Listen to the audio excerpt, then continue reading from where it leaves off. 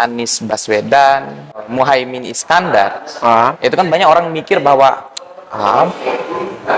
Anies itu cuma bisa ngomong nggak deh. nggak begitu produktifnya, baik itu Mas Anies maupun Caimin menjual gagasan itu. Sama-sama backgroundnya aktivis nih. Akhirnya politik kita itu mulai bergeser Mhm. dari politik yang populis bergeser pada politik gagasan. Ini bukan soal, bagi saya, bukan hanya soal beban politik, tapi ini harus menjadi agenda. Gagasan perubahan yang disampaikan oleh Anies dan Muhaimin adalah real. Ini itu dibutuhkan oleh kita hari ini.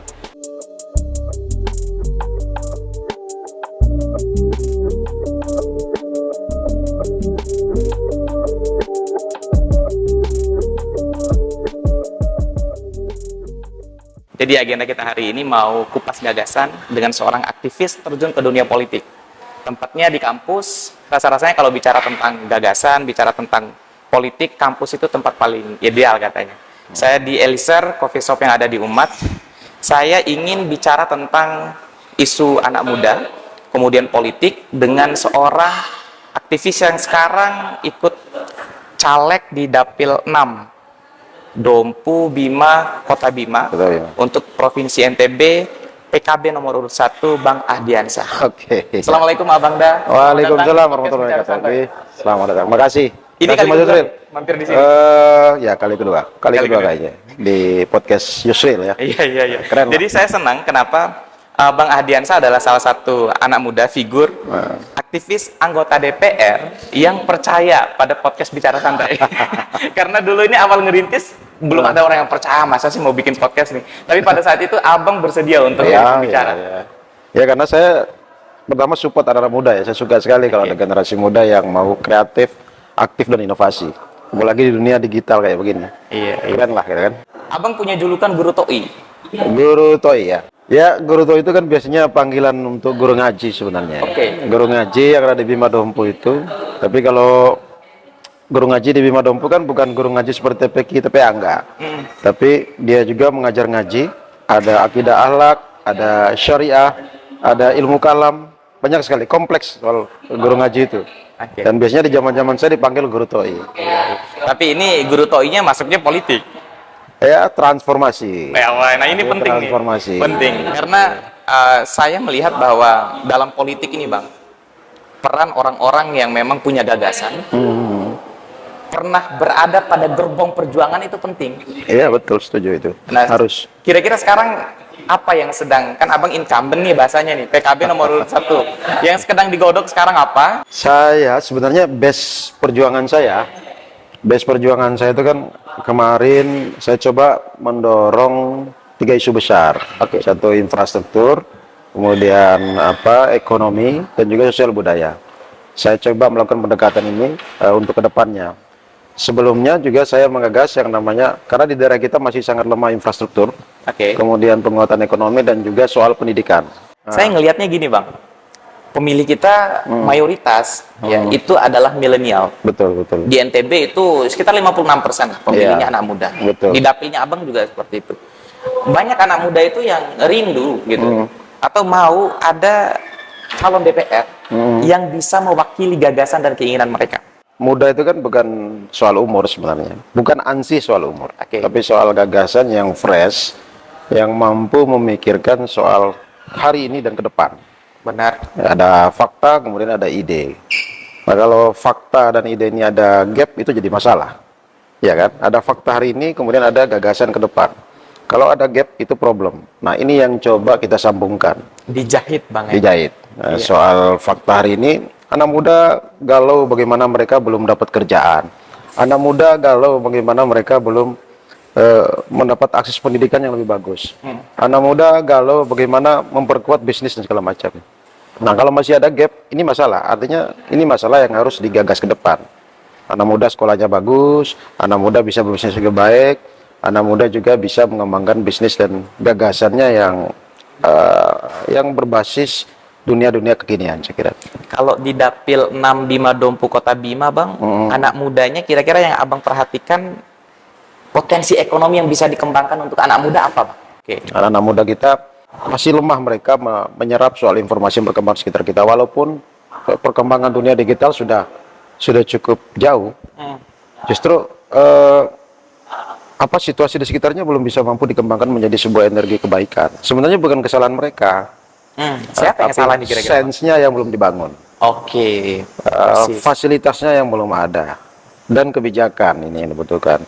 Nah, kalau mampu dirangsang sense-nya bahwa ini adalah sangat strategis, saya kira akan berjalan lebih jauh. Nah, ini yang ingin saya sentuh maksud saya. Oke, Jadi beri mereka wawasan, melatih mereka tentang keterampilan digital. oke. Bagaimana membuat marketplace yang di dunia digital. Nah, ini semua harus digagas dari sekarang. Banyak orang yang bilang kayak gini, Bang. Ini sih saya sebenarnya mau curhat-curhatan aja sama Abang gitu. Banyak orang yang bilang gini, kalau anggota dewan itu atau yang mau nyalek itu paling bisa untuk Iya. umbar janji manis dan lain sebagainya. Itu banyak anak muda yang berskeptis seperti itu, Bang. Saya kutip pernyataan, ini saya boleh ya, disebut ya, Nggak masalah, nggak masalah. Pak Anies. Oh iya. Saya kutip pernyataan Pak Anies. Pertanyaan sama sekali. Iya. Dan saya terinspirasi jawabannya sama.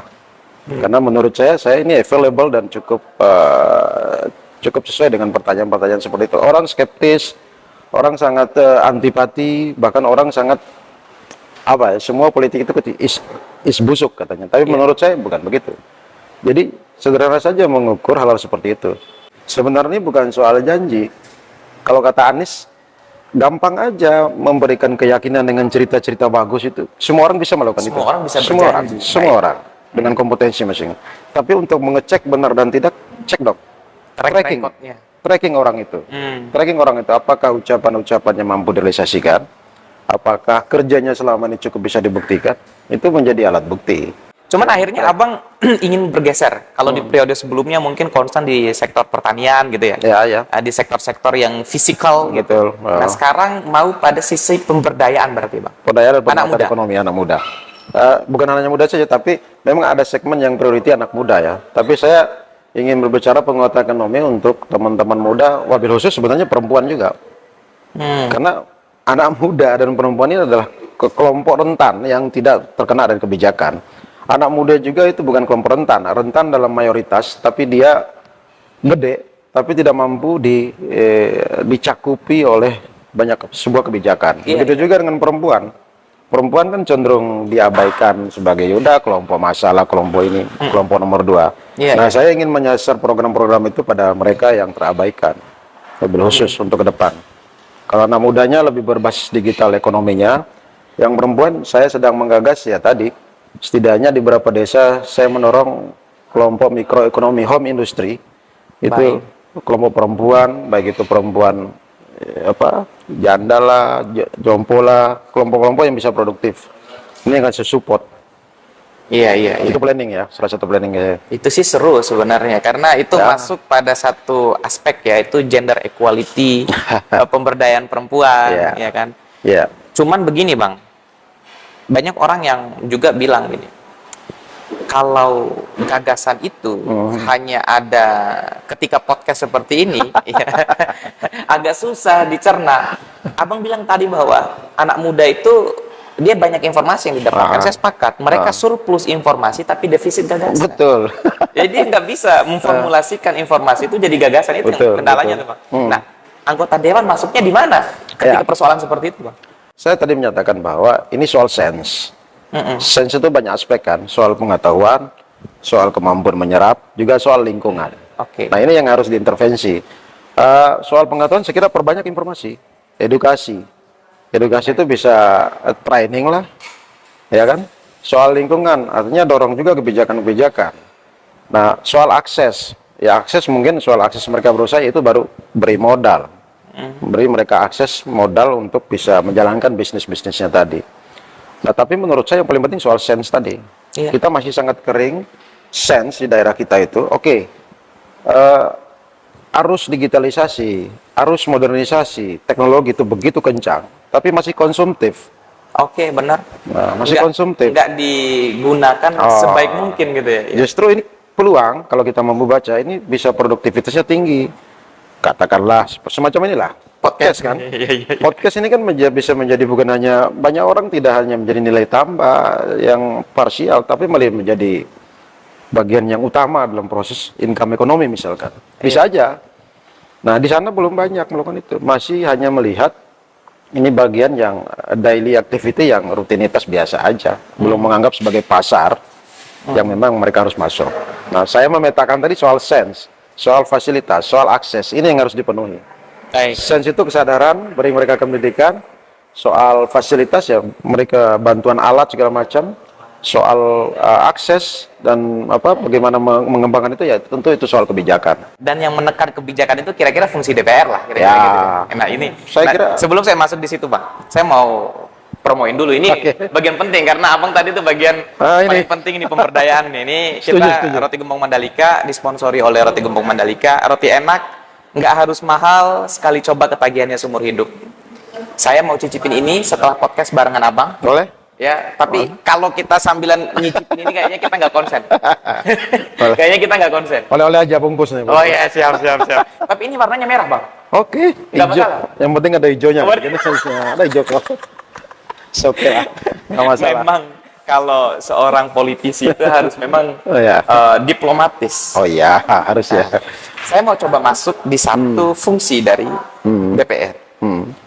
Yang saya rasa dia nggak populis, Bang. Nggak disebutkan di dalam undang-undang. Kan kalau secara teoritik fungsinya controlling, budgeting, Oke. legislasi, Legislasi. ya kan?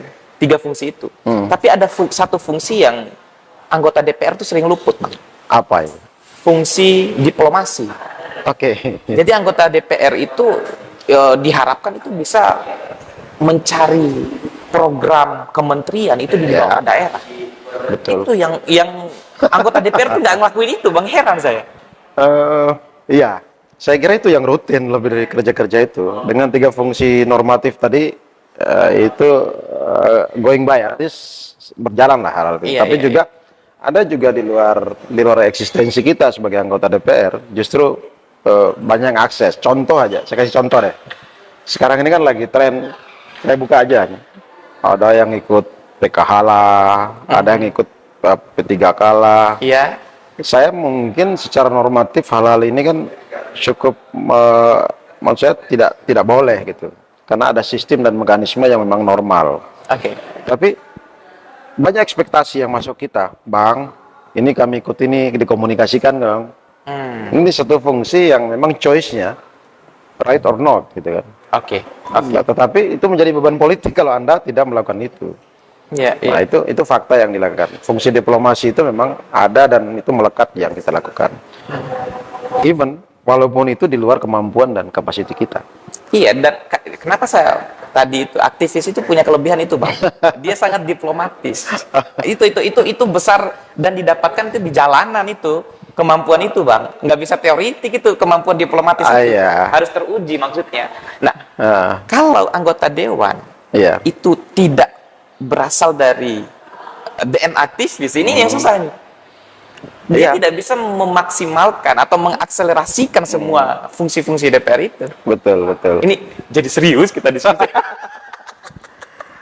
Ya, saya setuju. Itu menjadi modal utama sebenarnya. Oke. Melekat karena secara normatif fungsi-fungsi yang tadi butuh diplomasi sebenarnya. Oke. Bagaimana mendorong soal legislasi yang untuk kebutuhan masyarakat. Nah, di sana 65 anggota DPR tempat saya saja itu tentu punya interest yang berbeda-beda. Di situlah diplomasi itu penting. Ya. Nah, orang membawa semua interestnya masing-masing. Dan ketika berinteraksi di sana tuh, ya tadi interest dapil lah, interest partai lah, interest komisi lah, interest pansus, semua punya interest. Nah, ini kan harus terkomunikasikan secara diplomatis, kepentingan-kepentingan. Saya kira itu real politics, yaitu tadi soal diplomasi menegosiasikan kepentingan kita kan. Nah, itu. Kalau nggak bisa ya kita ke bawah arus. Masuk Bawa angin. arus, kejebak, bisa juga kesasar, bisa keselip dan semuanya. Kalau Iya. nggak mampu gitu. Iya. Yang saya senangi juga sekarang, Bang, politik kita itu mulai bergeser dari politik yang base datanya itu adalah politik yang berbasis pada popularitas. Oke. Sekarang mulai digeser nih dengan kehadiran calon presiden dan wakil presiden nomor urut 1. Ini kalau kita bilang ya orangnya abang lah kira-kira gitu karena satu partai kan PKB gitu. Ya, amin. Amin Amin, bersabar. ya. Cuman maksudnya gini, Bang. akhirnya politik kita itu mulai bergeser dari politik yang populis bergeser pada politik gagasan. Oke. Saya sebagai orang yang membangun podcast, sering berinteraksi dengan teman-teman aktivis, itu senang banget. Artinya ada tawaran baru, ada tawaran ide Oke. segar yang ditawarkan itu. Oke. Nah, abang ngelihatnya sebagai calon legislatif gitu, itu jadi spirit juga nggak, gagasan-gagasan yang diturunkan oleh capres-capres itu dibawa ke masyarakat di akar rumput, Bang? Iya. Yang pertama, gini, saya ingin melihat dulu grand besarnya bahwa sirkulasi politik di Indonesia ini progresnya sudah bagus gitu kan. Soal bagaimana posisi yang tadi bukan hanya soal politik praksis ansi, tapi soal politik gagasan. Oke. Yang memang harus menjadi market politiknya hari ini. Iya. Nah, begitu produktifnya, baik itu Mas Anies maupun Caimin menjual gagasan itu, sama-sama backgroundnya aktivis nih, Aktivis. sama-sama gagasannya lu berlian lah gagasan-gagasan itu. Jadi tidak seperti yang lain mungkin, maaf ya. Maksudnya jarang bicara gagasan. Dua orang selalu bicara gagasan. Apalagi ada yang nggak datang itu kalau pas. Lanjut Bang, lanjut. Ya, soal saya setuju sebenarnya soal milenial harus jadi pimpinan, tapi tidak harus merubah peraturan kan. Iya. Nah, hal-hal semacam itu saya kira melanggar konsolidasi demokrasi yang stepnya sudah maju di Indonesia. Nah, hadirnya Amin dan Anies ini adalah simbol tentang perubahan di Indonesia. Seperti tafsir perubahan yang disampaikan oleh Caimin misalnya. Iya. Memang perubahan itu bukan kemudian revolusi ya. Pilihan-pilihan kalau di kalangan aktivis ada revolusi, ada reformasi, ada banyak lah pola. Tapi ada yang melakukan pilihan-pilihan radikal seperti perubahan gitu, berubah. Nah, tapi pilihan-pilihan perubahan yang sedang dinegosiasikan di Anies dan Caimin ini kan ya sesuatu yang lama tidak ditinggalkan, sesuatu yang baru juga tidak diambil semua. Ini formasi perubahan yang dilakukan. Abang udah NU banget kelihatannya. Nanti saya sebut ini di kampus Muhammadiyah. Iya. Ini kalau kita sampai sebut ini bahaya juga. Ini orang Muhammadiyah tempat kita ini. Nggak apa-apa kan sudah Nggak apa-apa, satu. ini udah satu. Anies dan Caimin sudah mampu menyatukan simbol yang menurut saya hari ini direbutkan. Amin. Makanya kalau saya diskusi sama beberapa teman-teman itu, aminnya itu harus selalu huruf besar. Ya. Amin huruf besar. Aminkan aja lah. Aminkan aja dulu. Cuman gini Bang, ketika kita bicara tentang politik gagasan, ya, Anies Baswedan, terus Muhaimin Iskandar, itu kan banyak orang mikir bahwa Anies itu cuma bisa ngomong nggak deh. Itu jadi beban nggak anggota dewan yang akhirnya masuk ke akar rumput, Bang? Anies itu cuma bisa ngomong. Yang bilang gitu siapa? Banyak. Banyak ya? Banyak. Saya ke Solo kemarin. Saya ngantar anak-anak yang pergi lomba ke Solo. Saya nanya Gojek, Pak, milih siapa nanti besok calon presiden? Saya milih Ganjar katanya. Oh benar Pak ya? Emang kenapa? Ya. Dia bilang, kenapa nggak milih Anies? Saya nanya. Karena Anies itu cuma bisa ngomong. Itu yang saya heranin tuh. Saya kira itu pernyataan yang salah. Anies terbukti 5 tahun bekerja DKI, pernah jadi menteri. Saya kira banyak kebijakan-kebijakan. Coba di track itu. Itu ada 8 janji Anies yang menurut saya 5 tahun terakhir mampu diselesaikan dan bahkan terbukti lah soal janji politiknya. Nah, begitu juga kalau digabungkan dengan Caimin. Ya, Caimin juga seorang politisi yang dari bawah, begitu proses. Pernah di eksekutif, pernah di legislatif. Benar. Dua-duanya memang saya kira figur yang cukup sudah teruji menjadi kebutuhan Indonesia hari ini. Iya. Jawaban atas semua persoalan Indonesia. Ya, saya kira soal statement soal bahwa Anies hanya bisa berkata-kata, tidak bisa bekerja lah. Kalau saya asumsinya tidak bisa bekerja kan. Padahal kalau lihat tracknya semua Anies dan Muhaimin orang yang bisa membuktikan kerja-kerja. Iya, Jakarta udah kayak Tokyo, Bang. Ya? Jakarta udah kayak Tokyo, udah kayak Singapura, bagus. Beberapa kali saya ke Jakarta luar biasa, ada Jalan perkembangan Sudirman luar biasa. Bagus banget. Di Tamrin tuh bagus. Banyak sekali. Banyak sekali ya. Perbaikan. Cuman itulah. Ya, saya kira biasa lah soal kompetisi politik. Tentu banyak soal plus minus yang akan selalu dimunculkan dalam diskursus publik itu. Iya. Nggak Cuman masalah. itu jadi tantangan nggak bagi abang sebagai caleg dari PKB melawan riak-riak yang seperti itu, Bang? polanya itu seperti biasanya akar rumput itu nerima aja soalnya. Betul. Tapi kalau menurut saya ini soal apa ya? Challenge aja menjelaskan ke bawah bahwa ini bukan soal, bagi saya bukan hanya soal beban politik, tapi ini harus menjadi agenda. Gagasan perubahan yang disampaikan oleh Anies dan Muhaimin adalah real. Ini itu dibutuhkan oleh kita hari ini. Jadi kita mungkin kalau sit back Pak pemerintahan sekarang yang awal-awalnya menurut saya cukup bagus dan baik, tapi di ujung-ujung kalau saya mulai agak pesimis dengan beberapa kebijakan politik dari pimpinan kita, pimpinan negara kita yang cenderung membuat kita pesimis. Politik dinasti lah, terus kemudian soal kebijakan IKN yang tidak memperhatikan soal kebutuhan Indonesia secara keseluruhan lah. Banyak kebijakan-kebijakan mempermainkan kekuasaan. Negosiasi politik dengan APH lah, banyak sekali. Sangat transaksional. Ya, kita cukup apa ya, kemudian merasa prihatin soal kondisi Indonesia ini. Butuh perubahan. Butuh perubahan. Dan itu di gerbongnya Amin. Anies dan Muhaimin bisa melakukan itu. Karena orang dari grassroots punya gagasan dan punya power, saya kira. Iya. Saya sih percaya bahwa kapan lagi Indonesia dipimpin oleh intelektual. Iya. Kita pernah dipimpin oleh intelektual loh, Bang. Awal-awal kemerdekaan itu. Iya, betul. 2024 kayaknya momentum balik. Momentum nih. Ingat, catat ya. Ini momentum nih. Udah sekian lama kita merindukan itu, ya. Pasca Soekarno ada Soeharto dengan pembangunanismenya, masuk reformasi, kita banyak sekali pemimpin kita dengan modal dan karakter masing-masing. Saya kira ini timingnya memang mengembalikan roh itu. Indonesia butuh gagasan segar, Indonesia butuh visi yang konkret, dan Indonesia juga butuh orang-orang hebat yang punya track dari bawah. Dua orang ini adalah dari bawah. Demi apa itu, Bang? Ya? Demi apa? Demi perubahan. Amin. Amin. Dan itu di bawah amin. Ini satu poin terakhir. Saya tertarik sama bedah gagasannya Anies itu tentang bagaimana komitmennya terhadap undang-undang yang membatasi kebebasan. Undang-undang ITE kita sebutkan. Kritik dan lain sebagainya tidak boleh. Kemarin saya nonton videonya di Kompas. Undang-undang apa? Kebebasan ITE. Oke. Anies Baswedan komitmen bahwa pasal-pasal yang membuat demokrasi itu mati itu harus direvisi. Itu komitmen. Itu menurut saya belum ada calon presiden. Dua calon itu yang berani speak up seperti itu.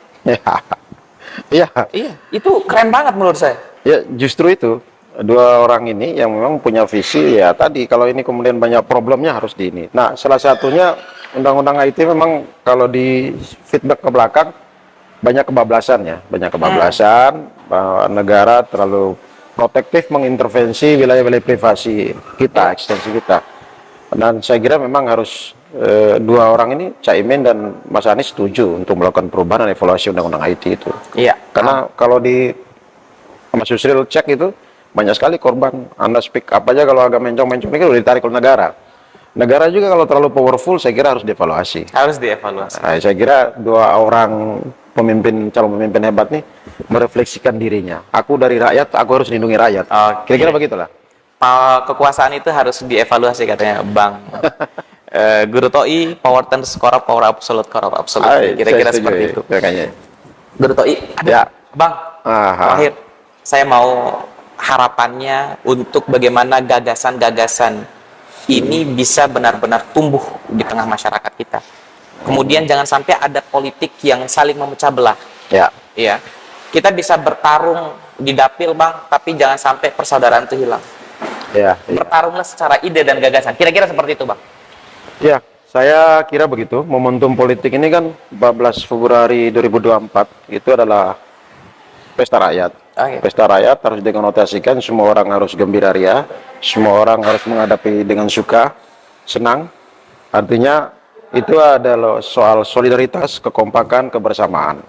Itu yang pertama. Yang kedua, ini momentum buat kita semua, seluruh masyarakat Indonesia di Nusa Tenggara Barat, Bima Dompu, tempat saya, untuk menentukan siapa orang yang bisa menjadi delegasi Anda di parlemen, siapa orang yang bisa menjadi pemimpin Anda di Indonesia hari ini. Sederhana, sekali lagi, cek track recordnya, lihat orangnya, bagaimana kerjanya, itu cara memilih secara rasional. Yang ketiga, saya lebih kepada anak muda, kalian adalah yang melanjutkan masa depan.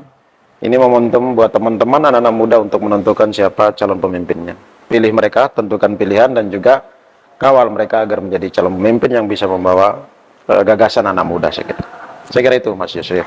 Kalau mau caleg yang selalu berada pada gerbong perjuangan dan gerbong perjuangan rakyat, Bang Ahdiansah. Guru TOI solusinya. Ya. Makasih Mas Yusril. Mohon Marketing nih. Walaupun disponsorin warna merah, tapi kita hijau hati. artinya hijau. Oke lah Bang, makasih banyak udah Oke. mampir di podcast Bicara Santai. Oke, makasih. Sewaktu sibuknya Abang masih mau membersamai Adinda dan Alhamdulillah. teman-teman untuk terus Alhamdulillah. mengedepankan gagasan itu adalah bagian penting dari perjuangan kita bersama. Iya. Makasih banyak, Bang. Makasih Mas Yusril. Sehat, lancar, sukses ya. Oke, see you. Ya. See you teman-teman semua. Terima kasih banyak. Saya Yusril Zamhendra. Mudah-mudahan kita selalu sehat dan terus ingin memilih calon pemimpin yang paling baik lah untuk kita. See you. Amin. Ya Rabbal Alamin. Nah, aminnya besar. Bang di sana, Bang. Oke, bye. Oke.